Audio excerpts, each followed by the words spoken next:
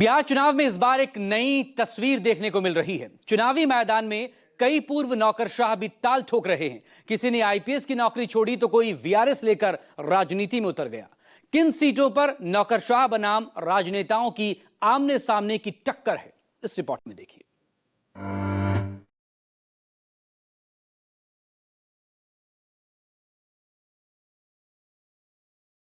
पूर्व नौकरशाह बने उम्मीदवार, किसको मिलेगा जनता का प्यार?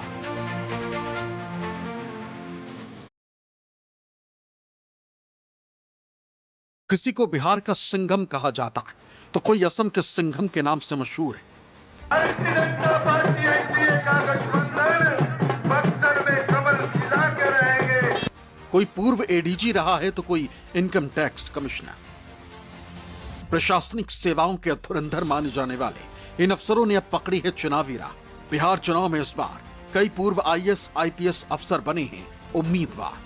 बिहार विधानसभा के चुनावी मैदान में इस बार एक अलग नज़ारा देखने को मिल रहा है। विधानसभा चुनाव लड़ रहे वैसे कई उम्मीदवार हैं जो फाइलों की दुनिया से निकलकर सीधे जनता की अदालत में अपना किस्मत आजमा रहे हैं।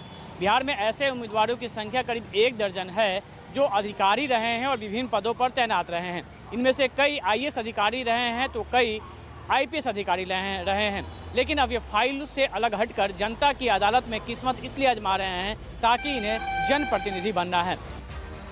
चुनाव में जिन 2 सीटों की सबसे ज्यादा चर्चा है वो है बक्सर विधानसभा सीट और मुंगेर की जमालपुर विधानसभा सीट। इन दोनों सीटों पर सुपर कॉप और दबंग पहचान रखने वाले उम्मीदवार मैदान में। जमालपुर सीट से शिवदीप वामन राव लांडे निर्दलीय चुनाव लड़ रहे हैं तो बक्सर सीट पर आनंद मिश्रा को बीजेपी ने उम्मीदवार बनाया।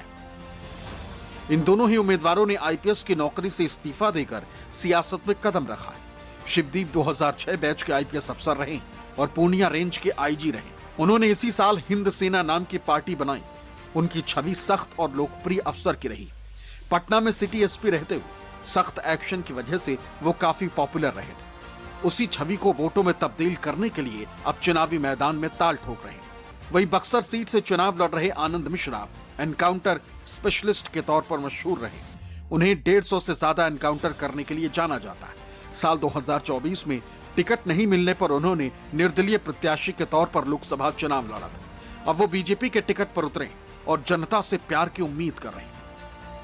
विपक्ष को मुद्दा ही नहीं पता है और मुद्दा तो छोड़िए, उसके लिए कोई प्लान नहीं, कोई प्रोग्राम नहीं। पिछले 10 साल में मैं रिपोर्ट्स पढ़ रहा था, डेवलपमेंट रिपोर्ट्स जिले का, एक सिंगल एक्स्ट्रा प्रोजेक्ट नहीं लाया है यहाँ के विधायक जी ने। एक सिंगल अलग से इन्वेस्टमेंट, 1 रुपए का अलग से इन्वेस्टमेंट नहीं कराया है। किसी भी तरह का कोई भी डेवलपमेंट प्रोजेक्ट को उन्होंने इनिशिएट या प्रमोट नहीं किया है। सिर्फ अपने लिए जिए हैं या अपने कुछ लोगों के लिए जिए हैं। लेकिन अब की बार बक्सर जाग चुका है। बक्सर एक धाम बनेगा, बक्सर महान बनेगा, बक्सर अपनी संस्कृति को फिर से हो गया है। और मेरी तरफ से जो है आनंद पूरा बक्सरमय हो गया है। छपरा की हाई प्रोफाइल सीट पर भी पूर्व नौकरशाह के उतरने से मुकाबला दिलचस्प हो गया।